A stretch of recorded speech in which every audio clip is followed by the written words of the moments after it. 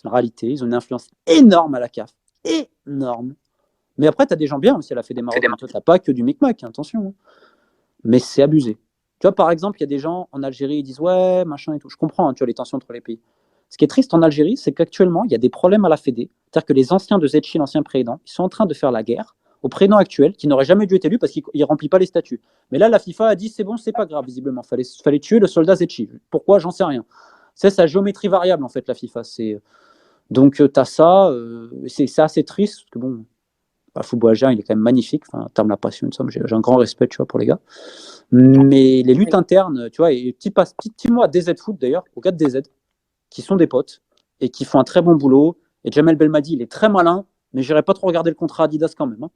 Donc il a fait du très bon boulot, énorme, grande D. Félicitations. Mais quand il essaye de contrôler l'opinion pour faire croire que DZ Foot travaille avec des agents ou je sais pas quoi, quand tu connais le professionnalisme et l'intégrité des gars, je trouve ça très irrespectueux.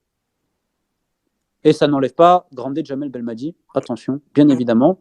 Mais encore une fois, ce contrat Adidas à la Fédération algérienne de foot, je me demande pourquoi il est si tabou. Et les gens qui sont dans les initiés comprendront ce que je dis. Pour les tirages au sort, j'en ai aucune idée. Je peux juste te dire que c'est un cirque et que ça me fait penser au faux test Covid qu'avait fait la Sierra Leone à l'époque contre le Bénin. En gros, ils avaient dit que les joueurs du Bénin étaient positifs, alors que non. Normalement, un truc comme ça, tu te fais disqualifier. Hein.